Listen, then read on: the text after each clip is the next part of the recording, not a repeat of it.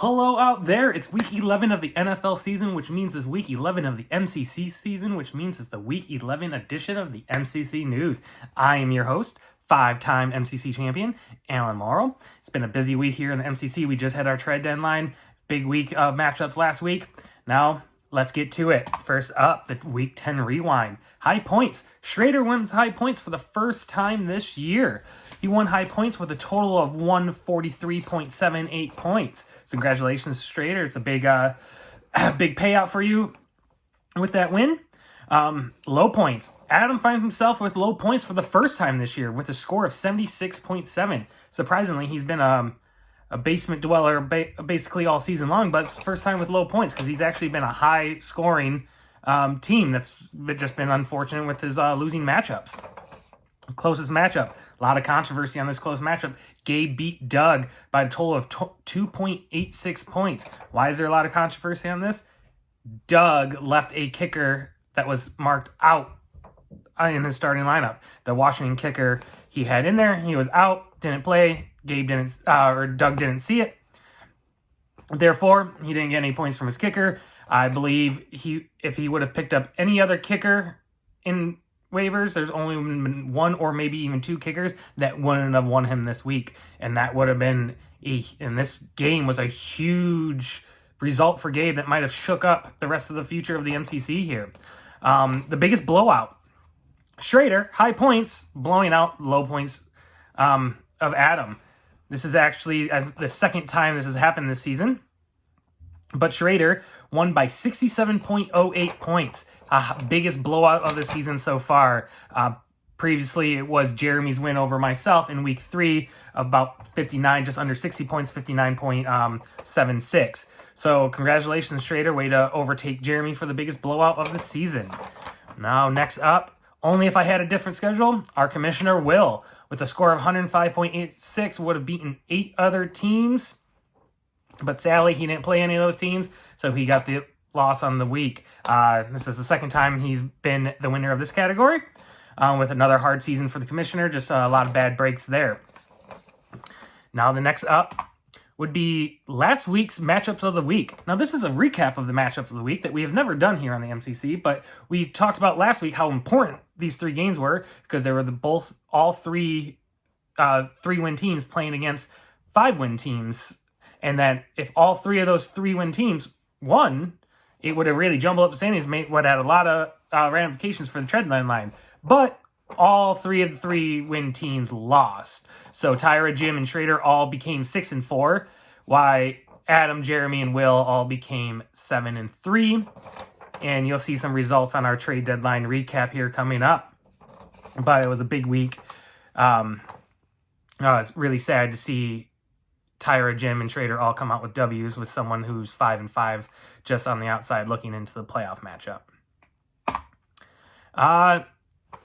Trade deadline has passed. Obviously, it's time for the trade recap. Trade deadline has passed.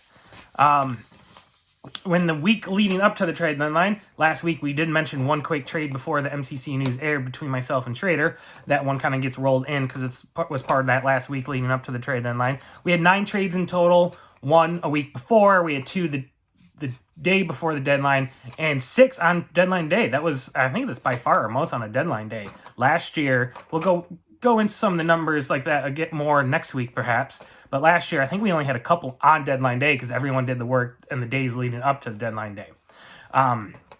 So with that, we kind of separated everybody in here in the MCC News, some categories. Essentially winner and loser categories. They're going to be the movers, the shakers, the frozen in fear, and did their moves actually really matter at all categories. So let's see what the MCC News team came up with and who went in what category. First one, frozen in fear. Doug, Tyra, Jim. Why? These 3 teams didn't make any trades during the deadline or even all season long. Doug was actually a very active person last year with it. Jim is not a surprise here. Tyra, for as much talk as he was doing about trades, putting basically everybody on his roster on a trade block, I know I sent him one, didn't even respond to anything. So great work there, Tyra. Doug's top of the standings, no surprise. All 3 of these teams are currently playoff teams with 6 or more wins. So we'll see what happens because there is a couple teams behind them that's trying to nip at their butts here. Next category, the movers. Now, we did include one trade that was, I think, took place about 2 weeks before the deadline, the Lee and Ben trade, kind of in this. So these are the three teams that are the movers. They're trying to move up the standings. They really made some big moves to try to put themselves in a top margin. We had Lee with his trade from a couple weeks ago where he required Josh Jacobs and Ramondre Stevenson. He made another trade where he traded the injured Isaiah Pacheco for Bucky Irving. Bucky Irving could be a very good keeper for him next year. I think a 13th rounder. So that's kind of why in that, even though Pacheco's a 5th round keeper. So kind of pick your poison on that one. Gabe was probably the biggest mover of them all. Gabe, as we said, with a fortunate victory over Doug by less than 3 points because Doug didn't start a kicker. It made Gabe 5-5, and he's going for it. Maybe if he loses that game, he's 4-6. He stands pat. Maybe he sells off something. Who knows? So that Doug not playing a kicker has a lot of ramifications for the rest of this season. Gabe, who's been struggling with Patrick Mahomes at quarterback, went to Ben to get Josh Allen. Gave up a 3rd round pick essentially for Josh Allen. Nothing else really plays off his roster that matters. He traded Aaron Rodgers that probably would be dropped anyways. And with that, he didn't just pick up Josh Allen to make him stronger. He then went to James and picked up Sam Laporta and Christian McCaffrey, giving up a 2nd round pick essentially for those players because Zach Ertz and Xavier Worthy weren't going to be players that he played very often anyway, especially Worthy once his wide receivers got healthy with Nico Collins, T. Higgins, DK Metcalf. Laporta could be a 7th round keeper too. I know he has good keepers in Chase Brown and Nico Collins, but if someone gets seriously hurt and they may be questionable to start the season, Laporta's a good backup option to be kept. So with that, Gabe really solidified his starting roster. He's going to be reckoned with. We saw with Saquon Barkley last week, yesterday, another 30-something point week. So big on there. And then the last mover, Schrader. Schrader, 6-4, he went for it. He called up Jeremy. He acquired Garrett Wilson and Breece Hall for a 2nd and 5th round pick. He traded Rome Oduzze back to Jeremy. Jeremy just dropped him. He reacquired him. And Austin Eckler. Wilson could be a 3rd round keeper for Schrader next year too. So it could be a trade that also helps towards next season. Now, Schrader, he's 3rd or 4th in the standings, looking to stay in that 3rd or 4th category. So those are the big movers of here. And the shakers, the teams that are shaking things up and shipped out their players. The first one is Jeremy. We just talked about Jeremy basically giving up on the season of Garrett Wilson, Breece Hall, trading them away for nothing. So Garrett Wilson trade for CMC last season, just basically nothing for Jeremy for 2 years. So as we see, Jeremy's really good at trading. It keeps on nipping it, but it's kind of funny that CMC only went for a 2nd round pick, and Tyra gave up a lot less for CMC last year. And then with that, Jeremy also acquired a 7th and 11th round pick by flipping Austin Eckler for a 7th round pick and then trading away Justin Herbert, a free agent pickup from last week, for 11th round pick to Schrader. Schrader just kind of trying to fill in the bye week QB there. And the next one, Ben. Ben's been selling. As we know, he acquired a 3rd round pick for Jacobs and Stevenson to Lee. He acquired another 3rd round pick for Josh Allen. And then he even trade away a 7th round pick to get Austin Eckler just to have some type of starting lineup. So Ben acquired a handful of 3rd round picks here. We'll see what he can do next season because this season, his first full year in the MCC, was a bit of a letdown. And then James. James kind of weird category here. 4-6 missing out. Traded CMC and Laporta. Obviously got 1 game from CMC all season long. He acquired that 2nd round pick. Then he acquired a good keeper in Isaiah Pacheco for next season and a 5th round pick. Pacheco, I think he won't play this week. He may not play next week. He'll probably be back for the playoffs, but it might be too late for James at that point. We shall see on that. All right, the last category. Did the moves matter? I myself is in this category. I traded a week ago Ladd McConkey for Brock Purdy because I needed someone in this bye week filler with Kyler. Maybe I'll alternate. Who knows? We'll see. Then I traded J.K. Dobbins, an 8th round pick, to Will for Chuba Hubbard and an 11th round pick.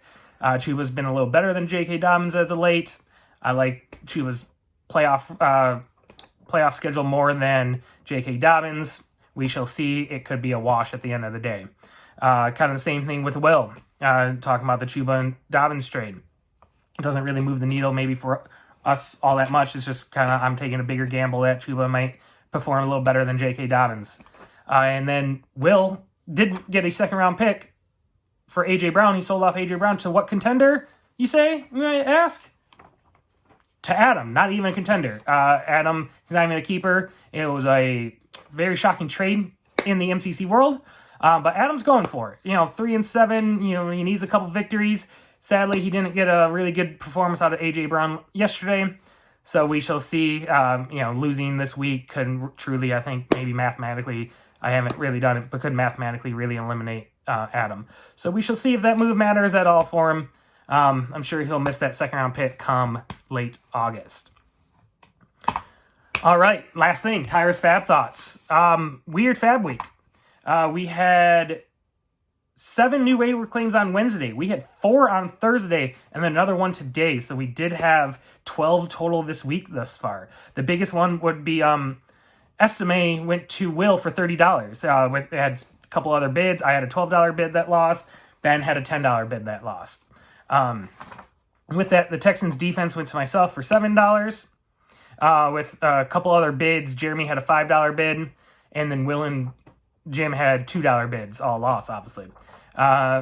Buccaneers defense to Lee for $3. I lost a $3 bid on him. And then Packers defense to James for $3. The other big one, this was 7 running backs picked up on waivers this week. The most of any position all season long in 1 week. So everyone's kind of game. We talked about the Estimate to Will for $30. We also had Braylon Allen to Jeremy for $2. No other bids. He just needed a New York Jet on his team. I picked up Zamir White for $1. I've actually already dropped him for another waiver ad a little shortly. James picked up Blake Corum for $0 to back up Kyron Williams. Ben, to get some people on his roster, Javonte Williams for $7. I dropped Javonte for Zamir White. I dropped Zamir White for Jalen Ward shortly. And then Jordan Mason to Gabe. I had to back up CMC after Jim dropped him. I did have a $2 bid on Jordan Mason that lost. And like the last one, I picked up Jalen Warren because I did drop Zamir White for $10, which I thought was an overpay. But Will and Jim both had $8 bids on him. So I was happy that I upped that bid. I think I initially had a $3 bid on him. So I'm glad I upped that. So that brings us to the end of the MCC News Week 11 edition. So with that said, last thing to say, let's go Lions, fuck the Jaguars.